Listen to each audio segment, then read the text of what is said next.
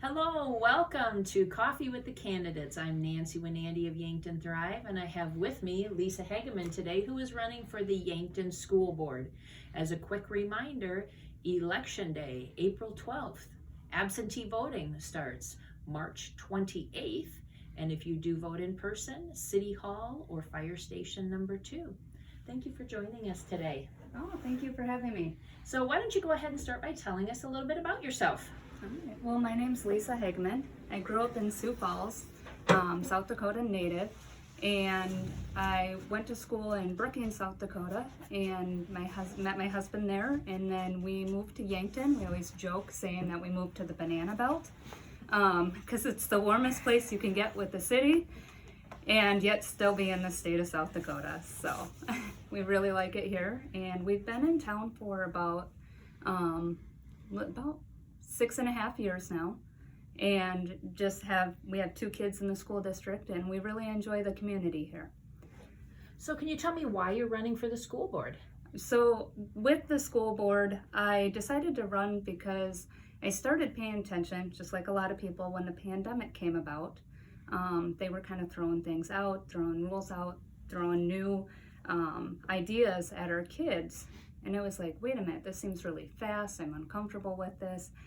My kid's not in school in March, and we have to go through May, and we're doing online schooling. This is very traumatic for what I do for a living and my family life, and then for the kids too, not being in school. So it kind of made me take a look at what was going on, and ever since then I've been trying to attend all the meetings I can and just watch a little closer what's going on with the school, because it does affect my kids, and it's not just what they bring home, but it's what's going on at the next level. So as an elected official, it's hard to put aside your personal beliefs and represent the majority of the constituents. Can you give me an example of how you will do that as a Yankton School Board member? So one of the big things is representing those that speak out and throw ideas out there. So I know the masking was a really hot topic for the school board, and a lot of people spoke out against it, and a lot of people spoke out for it. But I found it very interesting that every time it came to a vote, up until the last couple, it was consistently just across the board a yes, a yes, a yes for the masking. And it seemed like maybe parents weren't being heard, their reasons weren't being heard. Maybe their reasons that they were coming out with, their language wasn't as polished, their ideas weren't as formulated. But ultimately, you got to get to the heart of it and represent the heart of what is going on, what is not only safe for the kids, but what's best for the families we're supporting in the school. So I think I work as a nurse, and one of the biggest thing is being an advocate for others. So I want to get up, and being a school board member is being an advocate, not just for my kids and my family and my situation, but for others and supporting those. So how would you solicit feedback from the community to make sure there is a lot of transparency and open communication? So with the current school board, all their information is actually available on the Yankton School District.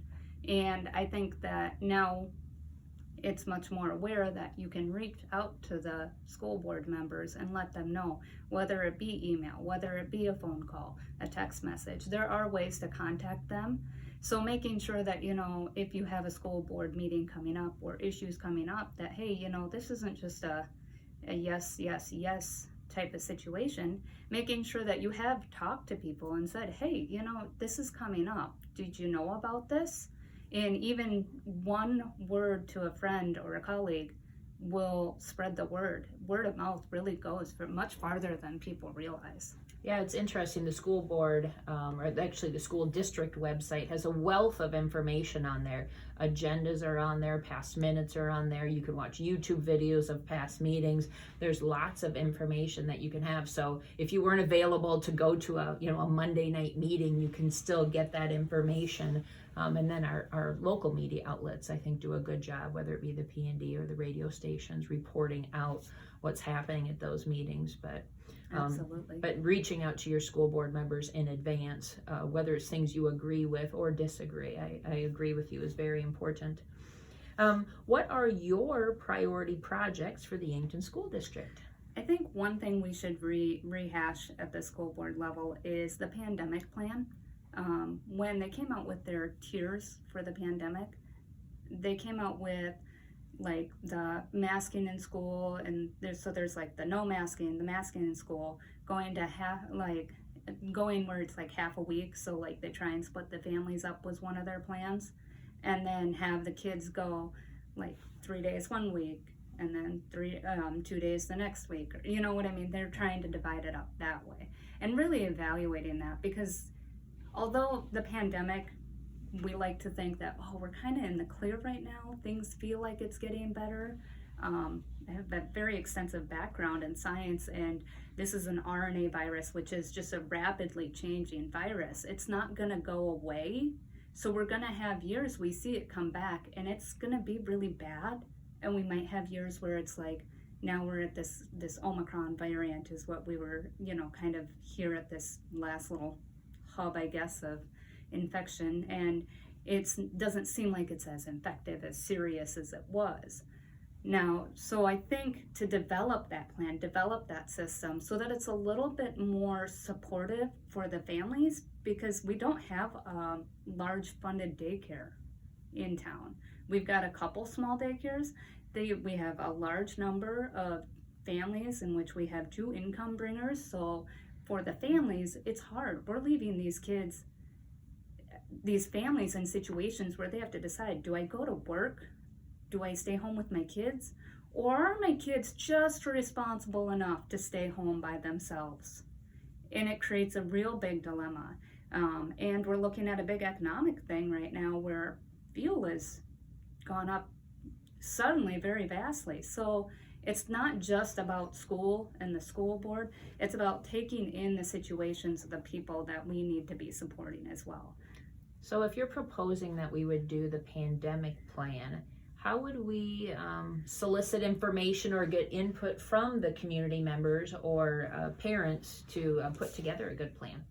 So I think to rehash that, we need to come up with a couple more ideas. So it would be nice if we came up with more. I know they have the COVID-19 task force, and that's part of the school board. Like they have, I want to say it's 2 school board members that were on it. Just looked at it, but it's already foggy in my head. I think it was 2, yes. But I think it was 2 school board members that were on it, and then a bunch of healthcare officials from the community. And so to go back to the drawing board and say, hey, you know what, this is a good plan for where it stands, but it might not be the best plan for the community and the kids that we have. So looking at it and saying, let's come up with a couple more ideas, and then when those ideas come to fruition, putting it out there for parents to see it before we vote on it. When this initially came out, yes, they did send out some they sent out like a email or a text where we could vote on what programs we wanted, but none of them said do not change. And so including that in there, because maybe we need that option too, to say, hey, leave it as it is. So partnerships and collaborations with other entities, whether it's in Yankton, in the region, statewide or nationally, are all critically important. Can you tell us what you would do to help strengthen existing relationships or maybe create some new ones? I don't know a whole lot about the existing relationships beyond what I've seen within the school board right now. And I think some of that's just because I'm not part of that group. But I did see a very good collaboration in the school board when they came up with the softball. They just approved girls softball for the high school level. And they had a very good association with a couple different groups in town and working with them to get that funding approved and make sure that they have enough funding for they had like I want to say it was a 10-year plan they had out there at that meeting. And it was a really good plan. It was well written out, and so that was really neat to see. But to foster relationships with other communities, I think it would be beneficial for us, like we have this new learning center coming out, to kind of reach out to other small communities, and maybe they have, but it wasn't presented in the material that I saw, or I didn't take that away from it, to reach out to other communities that have done that and say, hey, we're looking at doing this. Where were our benefits, and kind of highlighting that so that when we get parents on board for new things we want to throw out there, we kind of have a little something behind us that says, hey, it worked really well in another community. Let's push it and see how it goes here. It would be really good for our community too. Mm-hmm. So can you name one project that you are proud of that the school district has accomplished recently, and one you think that could have gone better? So I think I've touched on that a little bit already. The softball for the girls in high school, I thought that was a fantastic one. It's always nice to see your kids excel and do sports. And another one that they've done just yesterday, they did the math, and they approved that. And my kids, it was neat to hear my kids talk to me about it, because they said, oh yeah, they already do some of that, where they take the kids out and they do some math, and they do it at a little different level or a different rate, but then they come back to the room, and to help kids catch up, because there are some gaps, since we took some time off from school that year, and it does affect our kids, and it does leave gaps that we have to try and cover. So. Yes, those intervention programs really are a strong component of trying to help those kids who need that little bit of extra attention or learn differently what they need so that they can excel in their own way. So in full disclosure, I serve on the task force for the Early Childhood Development Committee, but can you share some more of your thoughts on what you might have seen at the last school board meeting, or if you talked to other people who'd participated in that task force? In the early elementary one? Yes. Yeah, so I thought the presentation was really good. Some of the things I didn't really know in big picture wise is the funding sources weren't well drawn out for us. Like, it just had 3 different plans that were laid out, and it said this one costs this much, this one costs this much, and this one, which we really would like to do, is this much, but we can't do that one, so we're really leaning towards the middle one.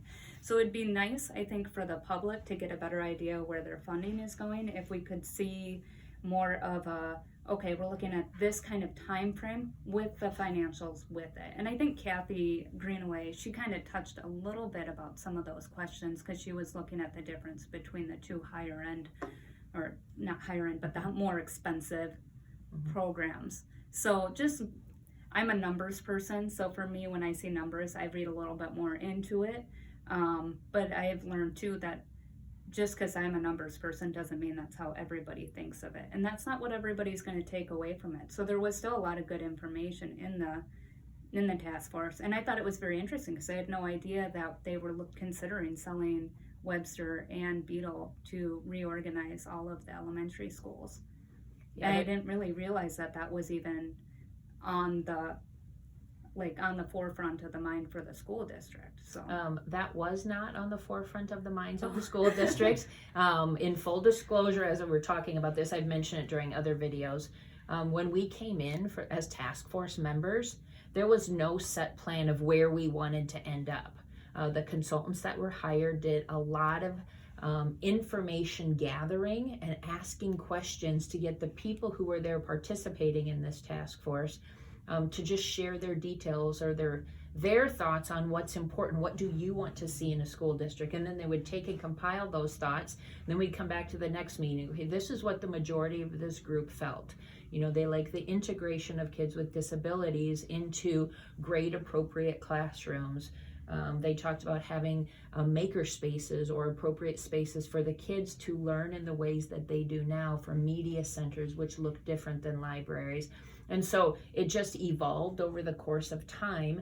And then that's where it finally came to these plans of, well, how could we organize our buildings? What should we do? And oh gosh, we looked at tons of examples of, well, if we remodel all 4 of the elementaries, what does it look like? What are the costs associated with it? So I think what you're saying is you would have liked to have seen some of all of the things that happened to get to where it was, having those 3 options, which was a series of many, many meetings. But hopefully you'll be able to get some background information on that and have a more broader understanding of why those three options became probably the ones that floated to the top. So there is another public information meeting. It is not a school board meeting on April 18th. And so there more information will be shared, more questions can be asked. And I think everyone's trying to be as transparent as they can to say, you know, we want to hear what you think is important in our school district. And if it isn't this, just share your ideas of what that might be. So I don't think there's anything that is set in stone at this point, that all of those discussions are still out there. And that's why the public input sessions are still being held. Oh, that's awesome. I'm really excited to go and check out more of it on you said April 18th? April 18th, yes. So, because like I said, when I walked away, I was like, oh, well, now I do have some questions that I didn't know I even had. So yes, it was great. It was a great meeting, but yeah, I did come up with more questions beyond that. So yeah, and it's the consultants did a great job of not impressing their own thoughts onto where our district should go. The people there were talking about what is best for Yankton. So there were other examples of other communities that we had talked about and looked at as a part of that process. But it really came down to, what do we want for our kids? What are the learning goals that we want to achieve, and how do we do that within the confines that we have or that we're trying to develop? So it was a great process. awesome. So in closing, is there anything else that you'd like to mention that was not a part of the previously asked questions that can help the voters decide if you have earned their vote? You know, I just think that it would be great if we had a good representation at the school board level of families that look at problems maybe a little differently than our board has been looking at them. And I know this last meeting they did a really good job of asking questions, and I'd like to get up there and represent you and ask questions for you, and hopefully we can have a really successful school year. I know this one's ending on a nice note, which is great, so and keep it going. We want to see these kids excel. Well, thank you for joining us today. And once again, voting is on April 12th. Thank you. Thank you.